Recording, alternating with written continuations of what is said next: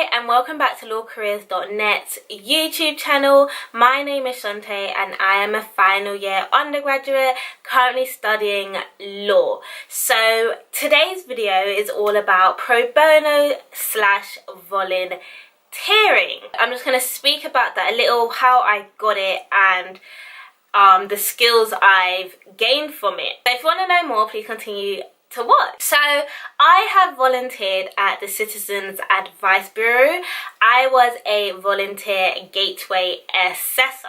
So at Citizens Advice Bureau, I did telephones, I did the reception desk, I did outreach centres, and I also did home visits. So I didn't do that alone. I always had an advisor with me or my supervisor with me. So telephone is people are calling in to the service between a specific time. They tell you their problems, and you then write it down and either signpost them to somewhere different or you book them in for an appointment. Home visits, I would go and visit clients with an advisor. I also did outreach centres, which was where in the community you'd go to like a community hall and people would come and speak to you face to face, and you would basically do the same as if it was a telephone, however it's just face to face. So you take down their details and then you assess whether it would be better for an appointment or signpost them somewhere better which can deal with their issue a lot better than us. And the reception desk is basically when clients come in for their appointments. First point of contact would be me, and I would basically take their details and then send it to an advisor and be like, this person's here and that. So that was great. You have a lot of client contact over the phone and definitely face to face. You learn a number of skills, especially communication is one of the top skills you would learn.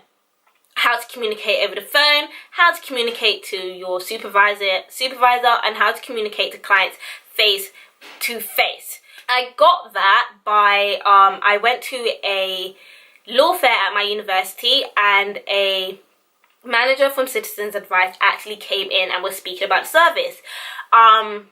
She then said you had to apply online. So I filled out the application form, you fill in your details, your name, your address and stuff. And there was a question which said, it was either like, why do you want to work for us, or what skills do you think you can bring to us? Something along those lines. I was very cheeky. I copied and pasted my CV into it and tweaked it a bit so it didn't look like a CV. And then I had a interview, and at the interview there was like a little test. It was mainly how do you find certain information. For example, where would you look to find the national minimum wage? And then there was also an interview. Again, what can you bring? What kind of skills can you bring? And I did that for I think about 5 months. I did Citizens Advice Bureau. I initially started at 2 days per week, and then I dropped down to 1 day a week. My next piece of volunteering was actually at Islington Law Centre. So what I actually done is I actually went on Google and I actually just searched law centres, and Islington Law Centre came up, and they actually had vacancies for volunteer work. That's honestly all I did. No one put me onto it. No one came to my university. I just did a Google search and they had positions. So again, I applied online through an application form. This time I wasn't able to be cheeky and copy and paste my CV into it. So I did actually do the application form, and then I went down to the centre to have an interview. The interview was so informal. It was honestly a chit chat. Like, it was just a chit chat. Volunteering at Islington Law Centre, it was a lot different to Citizens Advice Bureau. I was on the reception desk and I did the telephones, I did emails, and I had face-to-face client contact as well. It was a lot different. I would say it had a lot more personal service to it. Sometimes I'd be on the desk and there'll be someone next to me actually with a client, just helping them like right there. The phone was constantly ringing. There wasn't a certain time you could call in, just as long as it was between our opening hours.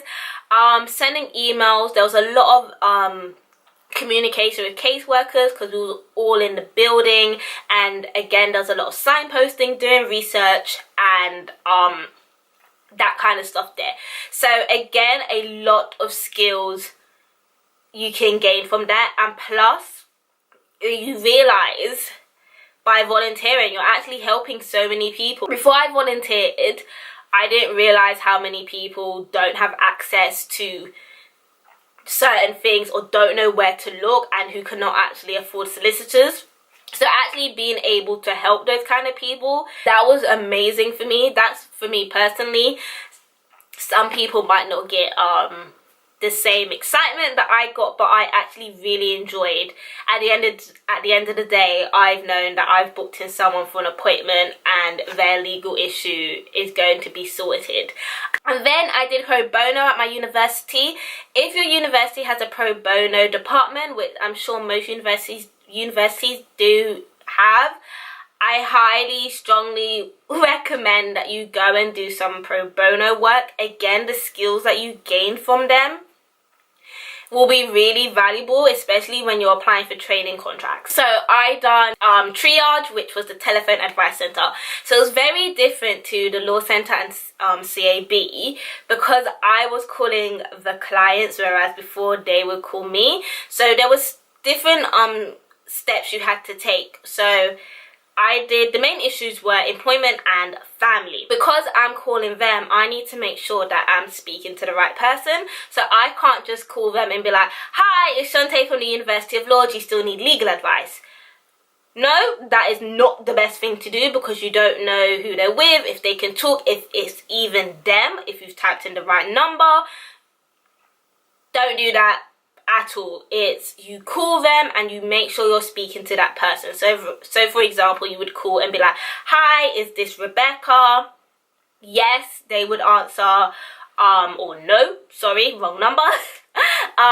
If they say yes, you ask, is this a good time to talk? And then by then they've probably asked who you are by now, and then by then you kind of can assess whether it's okay to say who you are. You've left a voicemail, and then they kind of remember and they're like, oh yes. I did that, and I did that for 4 weeks, 1 day a week. With the pro bono work, I prepared legal documents, and that was a PNC form, which is akin to brief to counsel. Also, you learn written communication. Your written communication has to be very clear because when you're typing your notes, the solicitor is going to read those notes. The solicitor's never spoken to this client at all.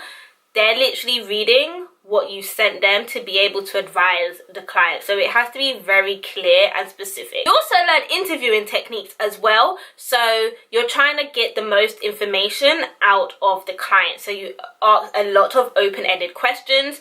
Some of the questions may seem intrusive, but get certain information out of them. Extracting relevant information is, I think, key.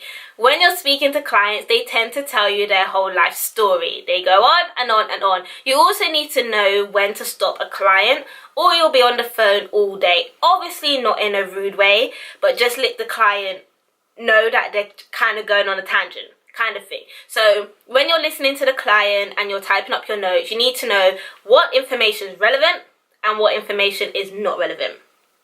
Also, attention to detail, that's another skill that you learn through it. Listening skills, again, is another skill which may seem obvious, but you have to listen very carefully to the client and what they're saying. Asking a client to constantly repeat what they're saying, no, it doesn't go down too well.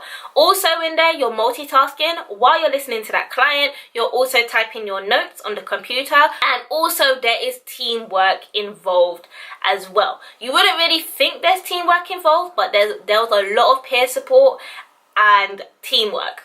For example, if the client's on hold, I may ask a question which someone else in the room may know. Also helping other people, filling out forms. They may not know where to go to do a conflict check.